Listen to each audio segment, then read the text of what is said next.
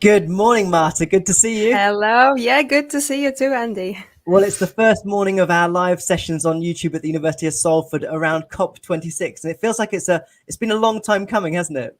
Yeah, absolutely. I feel like we've been talking about this forever, so it's very exciting that it's here, both the lives and COP, of course. And I'm really excited because it's been such a catalyst for collaboration across universities in the United Kingdom. And I think everyone's really excited, not just for the fortnight, of course, and we'll talk to many people over the next few days, some of whom are going to Glasgow and seeing what's happening, taking part in sessions, being involved with the programme, but also really excited for what comes afterwards, the legacy of COP26. Lots of universities already thinking about what we will do afterwards, how we can keep everything moving quickly and forwards, of course. So it's great to have you here, especially because we're connecting quite a few people together across the university, and you are one of our environmental managers. Tell us a bit about what you do. Yeah, so my role at the university is of an environmental coordinator. So I work, as you said, as part of the environmental sustainability team. And our role very broadly is to help manage the university's environmental impact. So we support other teams across the university, we share best practice. And yeah, that's what we're there for. And my role is all about communication, engagement, especially with students, but with staff as well, and biodiversity on campus. So it's quite exciting. Well, I think we'll talk a lot about communication over this next couple of weeks because, of course, the weekend has been such an avalanche of news about COP26 already, with the opening of it yesterday evening, of course, and with today's first sessions taking place as well. And what's really exciting for me is that we've got so many people across the university together through the COP26 program, and I've met people and learned more about their work and what they do and how it all connects, because it feels like there isn't a subject in a university that doesn't have some relationship to climate change, climate awareness, and thinking about the situation we're in. It feels like it covers everything, doesn't it? Yeah, absolutely. It's fascinating to see how intertwined it all is and how connected everything is in the world and how connected it is to sustainability. So even if someone thinks that this doesn't concern them, it's not true. This is about all of us. Very much so. And I think that it's entirely appropriate that one of our guests this morning is Mike Brown, who is the director of our strategic partnerships, who's done a lot to bring us together over this last few months. So let's welcome in Mike. Hello, Mike. Good morning. Good morning, Andy. Good morning, Marta. Hello. It's good to see you here, Mike. It feels like we've had lots of conversations over this year about this fortnight in particular, but I guess bringing together the university, which is a challenge because people often work in their own area, and this is such an important area to bring people together, isn't it? It is. I mean, this is the culmination. It's not the end goal. This is hopefully the start of the activity around the globe. But yes, I've been working over the past 12 months to try and bring together a lot of the really good stuff that we're doing at the University of Salford, perhaps a bit isolated in isolated pockets, because our guys just get on and do with it and keep the head down. But we need to pull that together because we are making a real contribution to this, and hopefully 2 weeks of COP26 will be a clarion call or a starting pistol, whatever you want to use, where we can actually start implementing and making changes. And I think the university's role is going to be very important in that. Absolutely, and I think we've got so many enormous projects that are underway that respond to climate concern. And Amanda, we've talked about Energy House quite a bit on the channel, I think, over the last few months. And we've got Energy House 2.0 that's being built as well. We've got some great new partnerships emerging, haven't we, Mike? Yes, so perhaps our most visible activity is Energy House Labs. I mean, and it's important to point out for both colleagues and for people outside the university, the University of Salford has been doing this for many, many years. Not just Energy House, but our other environmental, sustainability and climate change related activities. But Energy House started over 10 years ago, and we've built up a very strong reputation and credibility in industry for helping improve the energy efficiency of buildings. The latest incarnation or development of that is a fantastic and globally unique Energy House 2 facility that is nearing completion as we speak on our campus. And just flashing up one of the contact points for Energy House 2.0, because we have a really great campaign at the moment, just trying to connect people around the region, get people investing into its future.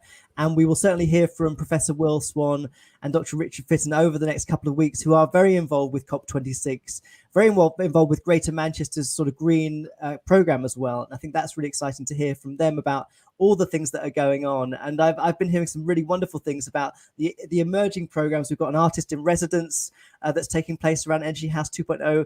I think, Mike, you told me there's a student that's going to be occupying one of the energy houses that's going to be built on the campus over the next year, which is great to have that student involvement. And Marta, you do a lot of work to bring students together. Tell us a little bit about some of the programs you're working on where students can get involved. So we have some campaigns that students can get involved in. For example, if you're interested in wildlife, we have the Hedgehog Friendly Campus campaign, which you can be a part of. And very excitingly, we also are trying to eliminate single-use plastics from the University of Salford. And we have a campaign called Plastic Free University of Salford. I will talk a little bit about the relaunch event, which we have coming up later this week, later on. But it's a very great campaign to be a part of and get some experience for your CV as well. And we've got a lot of events basically around the year, so it's good to keep an eye on our social media. We've got our Go Green Salford month in March. Around March, you can get involved in many different types of activities, from writing content for us through even hosting your own events, which we have done recently. We are basically open also for students to come to us with anything that they would like to do. So if there is a project that we're not doing and you would like to see at the university, please come talk to us, and we'll get it going. Fantastic. And Mike, we've had what's great about these lives and the program we've got, it's very much connected to the COP26 Universities Network, which has been a great enabler for us over the last few months, hasn't it? Yes, so I signed us up to the COP26 Universities Network probably, it's now over 12 months ago, because it was a catalyst to bring together the university network in the UK, so that we have a single point of focus into COP, but also it's generated lots and lots of opportunities for our academic colleagues to take part in global conferences, panels, workshops, research projects. So it has been a really good network to get engaged with.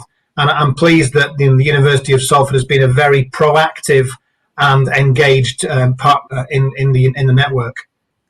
And I think one can't overstate just how significant this is in terms of mobilizing universities around a single agenda. We've seen lots of work coming out of the network, including policy briefings. We've had conversations about rewriting educational curricula around climate education, which I think is extraordinary, but incredibly powerful sort of sentiment to just express how crucial it is for all aspects of the knowledge economies to actually respond to what's going on, to teach perhaps through climate awareness, which is, I think, quite profound. I mean, I've not seen anything like it in my lifetime, certainly as an academic. And I guess that's probably because there's not been a subject quite as crucial, perhaps. Yeah, I mean, one of my favourite quotes is from the former Bank of England governor, Marta, who's now the UN ambassador for climate change and finance for UN, and he was talking just in the depths of the COVID crisis, and he said, you can't self-isolate from climate change. So and it's not an individual pursuit. Universities, industry, and society have to collaborate and work as a team if we're going to solve this. So having these networks and working collaboratively with other universities and industry, for which we're very well known for, is the only way that we're going to solve this. Absolutely. And just thinking about what's being discussed already in COP26, we saw the Prime Minister say it was 1 minute to midnight to raise the sense of urgency for action to take place over this next couple of weeks and to come to agreements as to where we go next. And Marta, we've got a fantastic program over the next 2 weeks where we're going to discuss such a variety of perspectives on this. And I think one of the things we're connecting with is the ESRC Festival of Social Science, where we've got, I think, 6 events taking place that are focused around climate change, climate awareness, and a real range of expertise from people that are working on energy solutions such as automated vehicles. We've got people working on climate communication, and even sort of thinking about sort of conspiracy theories in the media. So we've got a rich program, haven't we, Marta? Would you like to sort of walk us through a little bit? What have we got coming up today, first of all? What's happening later today?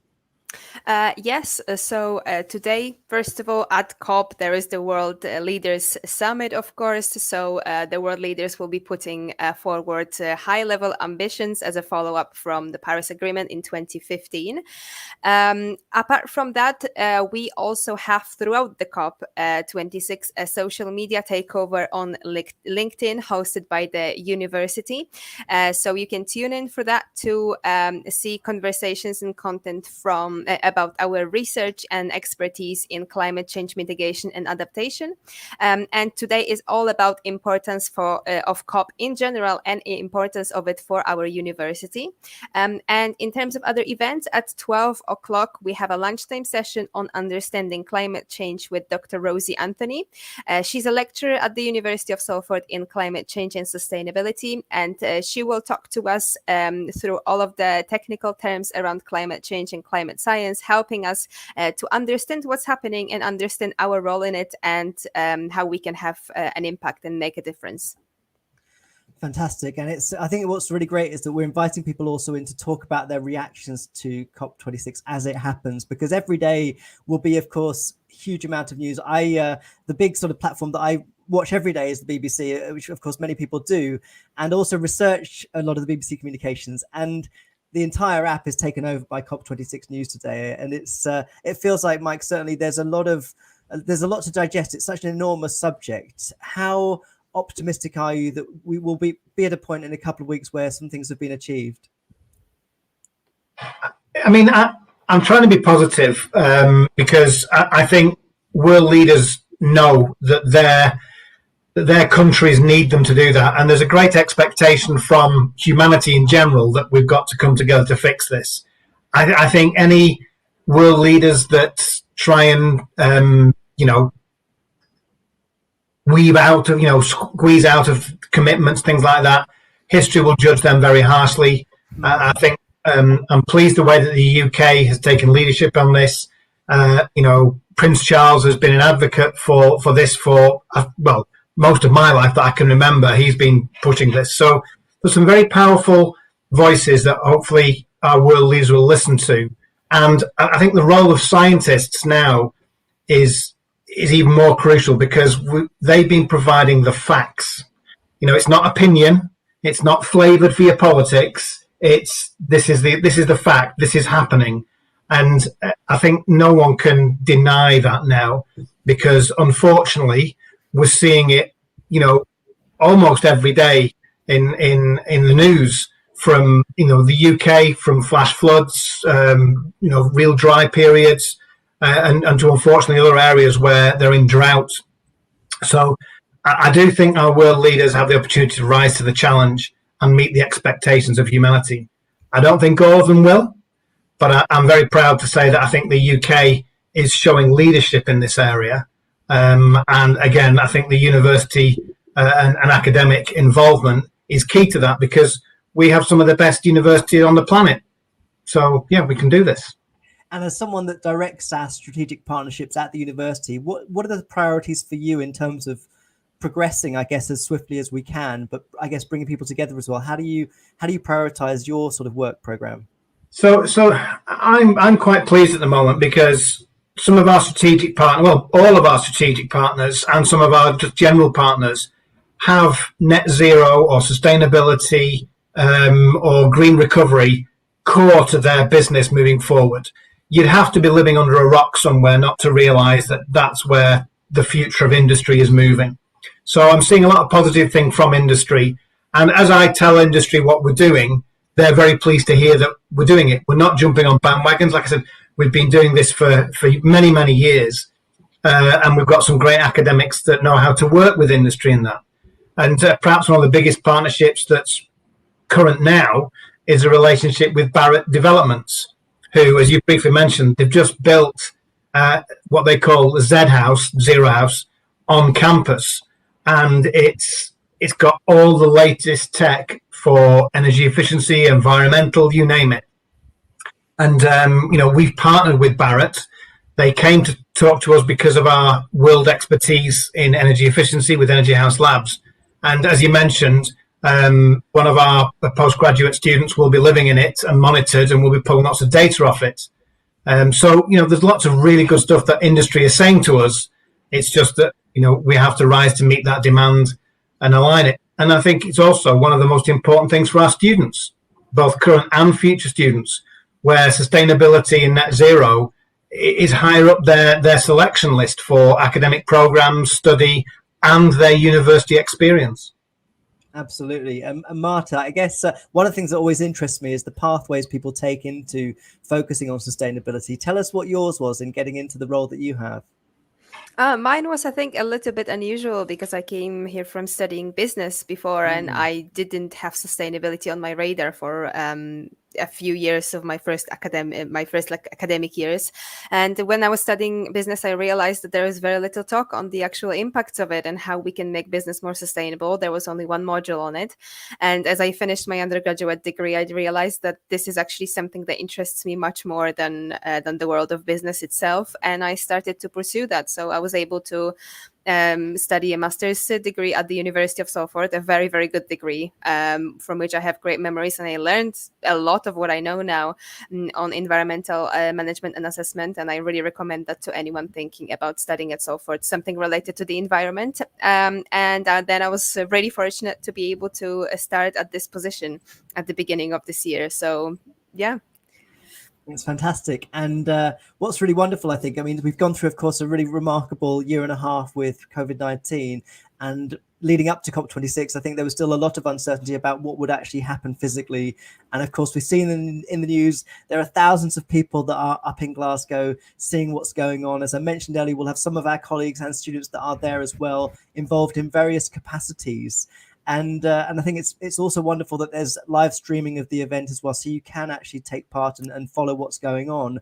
And certainly, I suppose that aspect of being involved virtually is critical in this day and age. And it feels like with the announcements of Facebook, with its metaverse, that the growth of digital is going to be such an important part of the sustainability movement, not just in terms of our own engagement with each other through digital platforms, but also in terms of smart solutions, which is a big thing at the university, isn't it, Mike?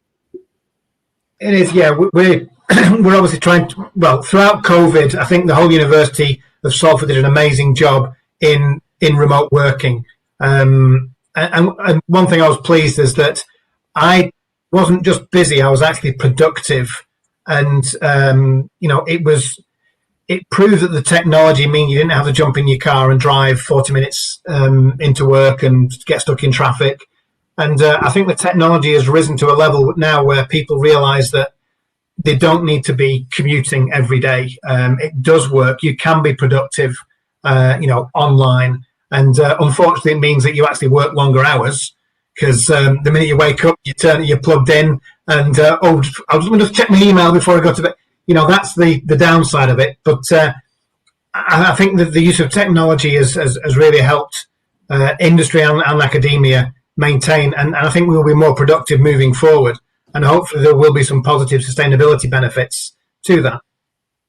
Definitely. And I think what's also become clear over this year, certainly in the UK, is the importance of a really diverse program of research to understand what's going on, not just in our own home countries, but also around the world as well. There's been lots of discussions about climate justice, and I think one of the legacies of the COP26 Universities Network will be a global network of universities that will be working more closely around the COP programs generally. And I think one of the things I'm always surprised about is just how diverse people's stories are from where they live and how different they are. And one of the things we've been involved with is the Act Now film campaign, which is a program of work that has brought youth voices from around the world to share their perspective on what they hope for COP26, but also to describe the situation in their own country, because it's such a diverse picture, which I think is also why it's so important that universities have international partnerships to make sure there is that engagement with the very different lived realities of people in diverse areas of the world. It's a really tough one to figure out, how we make sure that people are able to work together and be brought along on the same program when everyone's at very different starting points. What do you think, Mike? Yeah, it is. And the international exposure that we've gained through the COP26 network has, I think it's been a surprise to some of the people in different parts of the world. So, for example, through the network, I got Professor Will Swan and Dr. Richard Fitton at a climate change event in Chicago, again virtually, so no air travel. And they were talking about what they've been doing for the past 10 years with Energy House and Energy House One and the Smart Meters Lab. And there was genuine surprise because people were unaware of it. And and yourself, you did some stuff with in the British Council was it in Warsaw in Poland, things like that. Yeah. So it really has opened the international market for us. And like I said, we've all got to work together on this. If it's points of the UK reduces to net zero and everyone else doesn't. So having these international links, it makes it more of a team sport and a collaborative approach. And hopefully we can work with people, both academics and industry, to reach net zero. Certainly, and certainly collaboration is key to everything, I think. And this morning's live is a great start to that. So we're going to be here every morning at 9 a.m. to talk about reactions to COP, talk about our program for the day. Don't forget, you can still join the session today at 12 o'clock with Dr. Rosie Anthony, which will be a fantastic start to our program. So I think we've got events on YouTube, we've got events on Instagram, we've got Eventbrite events. So yeah, you can find everything from that link that's on the screen right now. But for now, thanks, Mike, for joining us. And Marta, I will see you again tomorrow. Yep, thank you. Take care. Bye-bye, both of you. Bye. Bye.